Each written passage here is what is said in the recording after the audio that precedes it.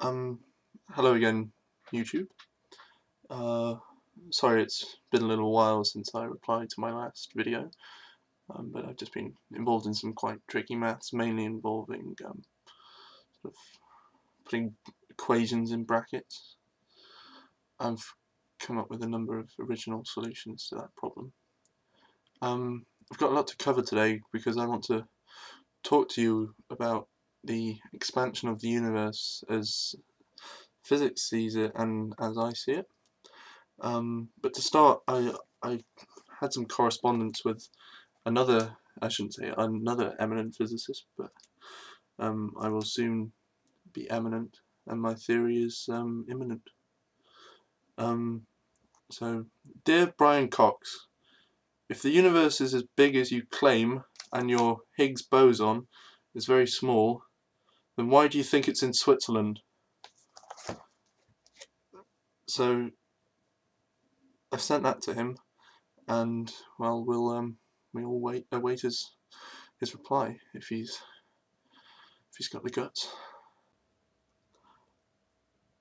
Um, so we know that the universe is expanding because of something called the Doppler effect, and the best way to describe that is that it's a lot like when you phone for an ambulance and the ambulance is coming towards you and the victim, and the sound from the ambulance is getting higher because it's sort of being compressed.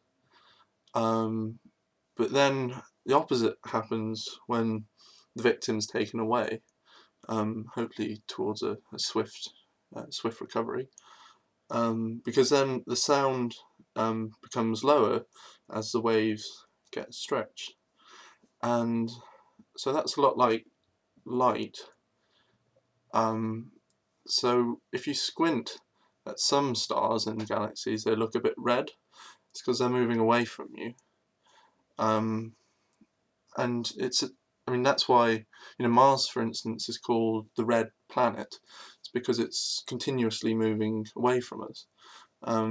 Incidentally, I mean, that's why it was a shame when Obama, the communist, cancelled the Mars missions, because the longer we leave it, the further that the astronauts are going to have to travel. So yeah, that was a shame. That was quite an appropriate transition, actually, because we'll now move on to talk about where the expansion of the universe fits into my theory. And you'll recall from last time that I described time as having two dimensions. Well, it's actually quantized a bit like this into sort of areas of time. What you have to imagine is that it's a lot like a kitchen floor that's expanding and getting bigger over time. And incidentally, these are very reminiscent of my own kitchen tiles.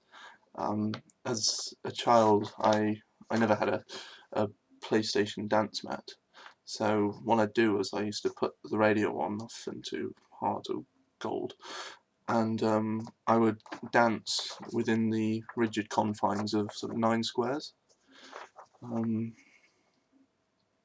I suppose it taught me my love of restraint.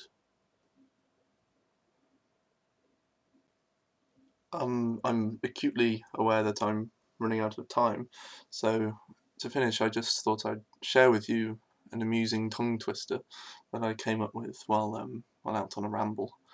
Um, it's physics related, of course.